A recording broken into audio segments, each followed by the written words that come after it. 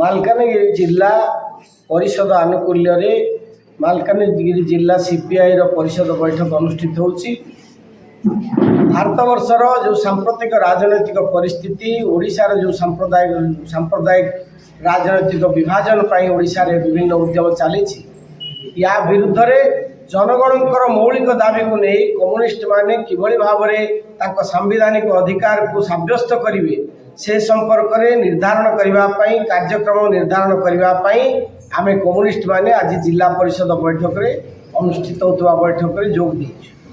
ଆପଣମାନେ ସମସ୍ତେ ଜାଣନ୍ତି, ଆମ ଓଡ଼ିଶାରେ ଏ ବର୍ଷ ଅତ୍ୟନ୍ତ ଭଲ ଧାନ ଉତ୍ପାଦନ ହେଇଥିଲେ ମଧ୍ୟ ଚାଷୀ ତାର ଧାନ ବସ୍ତାକୁ ନେଇ ମଣ୍ଡିମାନଙ୍କରେ ଠୁଳ କରିଥିବା ସତ୍ତ୍ୱେ ଓଡ଼ିଶା ସରକାରଙ୍କର ଅପାରଦର୍ଶିତା ପାଇଁ ଆଜି ମଣ୍ଡିମାନଙ୍କରେ ଧାନ ସଠିକ ସମୟରେ ଖରିଦ ହୋଇପାରୁନାହିଁ। ଅନେକ ଲୋକଙ୍କୁ ଟୋକନ ଆଜି ମଧ୍ୟ ମିଳିନାହିଁ। କଟନୀ ଛଟନୀ ଅତ୍ୟନ୍ତ ବ୍ୟାପକ ପର୍ଯ୍ୟାୟରେ ପହଞ୍ଚିଛି। ଚାଷୀମାନେ ଖରା କାକରରେ ପଡ଼ି ରହିଛନ୍ତି ଧାନ ବସ୍ତାକୁ ଜଗିକି। ଓଡ଼ିଶା ସରକାର ଏ ବାବଦରେ କର୍ଣ୍ଣପାତ କରୁନାହାନ୍ତି।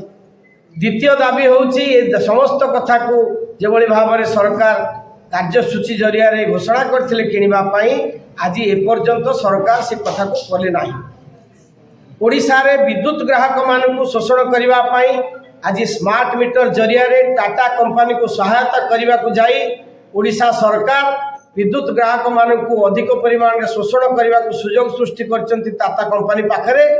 ଏବଂ ସ୍ମାର୍ଟ ମିଟର ସହ ଓଡ଼ିଶା ସରକାର ଟାଟା କମ୍ପାନୀକୁ ଯେଭଳି ଭାବରେ ଲମ୍ବା ଛୁଟ ଦେଇଛନ୍ତି, ବିଭିନ୍ନ ଜାଗାରେ ଆପଣମାନେ ସରକାରଙ୍କର ଅନୁମତି ନଥାଇ ମଧ୍ୟ ଏଭଳି ସିକ୍ୟୁରିଟି ଡିପୋଜିଟ୍ ସଂଗ୍ରହ କରିବେ ଏବଂ ଓଡ଼ିଶାରେ ବଳକା ବିଦ୍ୟୁତ ଥିଲେ ମଧ୍ୟ 300 ୟୁନିଟ୍ ପର୍ଯ୍ୟନ୍ତ ମାଗଣା ବିଦ୍ୟୁତ ଦେବାକୁ ପରିବର୍ତ୍ତନ କରି ଓଡ଼ିଶା ସରକାର ଆଜି ଟାଟା କମ୍ପାନୀକୁ ଛାଡ଼ି ଦେଇଛନ୍ତି ଜନଗଣକୁ ଶୋଷଣ କରିବା ପାଇଁ। ଓଡ଼ିଶାରେ ଯେଭଳି ଭାବରେ 2 ଚକିଆ 3 ଚକିଆ 4 ଚକିଆ ଯାନ ଉପରେ ଲଗାତାର ଭାବରେ ଫାଇନ୍ ଆଦାୟ ହେଉଛି ଏବଂ ଏହି ଫାଇନ୍ ଆଦାୟ ନାଁରେ ଲୋକମାନଙ୍କୁ ଶୋଷଣ କରାଯାଉଛି। ଏଥିରୁ ପ୍ରମାଣିତ ହେଉଛି ଓଡ଼ିଶା ସରକାର କେଉଁଠି ନା କେଉଁଠି ଏକ ଲୁଟେରା ସରକାରରେ ପରିଣତ ହୋଇଛି। ମୋହନ ମାଝୀର ସରକାର ଆଜି ଆଦିବାସୀ, ଦଳିତ, ହରିଜନ, ଗିରିଜନର ସରକାର ହେବା ପରିବର୍ତ୍ତେ ଏ ସରକାର ହେଉଛି ପୁଞ୍ଜିପତିର ସରକାର, ଲୁଟେରାର ସରକାର, ଜନଗଣଙ୍କର ବିରୋଧୀ ସରକାର। ଏ ସରକାର ଚାହୁଁଛି ଜନଗଣଙ୍କୁ ଲୁଟ କରି ସମସ୍ତ ସମ୍ପଦକୁ ନେଇ ପୁଞ୍ଜିପତିମାନଙ୍କ ପାଖରେ ଠୁଳ କରିବ। ସେଥିପାଇଁ ଆମେ କମ୍ୟୁନିଷ୍ଟମାନେ ମାଲକାନଗିରି ଜିଲ୍ଲାରୁ ଆରମ୍ଭ କରି ମୟୂରଭଞ୍ଜ ପର୍ଯ୍ୟନ୍ତ ଆମର ଯେଉଁ ଡାକରା, ସେ ଡାକରା ହେଉଛି ଜନଦାବିକୁ ନେଇକି ଆମେ ଆନ୍ଦୋଳନ କରିବୁ, ରାଜରାସ୍ତାକୁ ଯିବୁ ଏବଂ ବିଜେପି ଭଳି ଏକ ରାଜନୈତିକ ଦଳ ଯେଉଁମାନେ ପୁଞ୍ଜିପତିମାନଙ୍କ ଶରଣରେ ସାମ୍ପ୍ରଦାୟିକ ରାଜନୀତି ଚଳେଇଛନ୍ତି, ସେ ସାମ୍ପ୍ରଦାୟିକ ରାଜନୀତିକୁ କିଭଳି ଭାବରେ ସାମ୍ନା କରାଯିବ, ସାମ୍ପ୍ରଦାୟିକ ରାଜନୀତି ବଦଳରେ ଏ ଦେଶରେ ଭାରତବର୍ଷର ସାମ୍ବିଧାନିକ ବ୍ୟବସ୍ଥାକୁ କାର୍ଯ୍ୟକାରୀ କରାଯିବ, ସେଥିପାଇଁ ଆମେମାନେ ନିଷ୍ପତ୍ତି ନେଇଛୁ।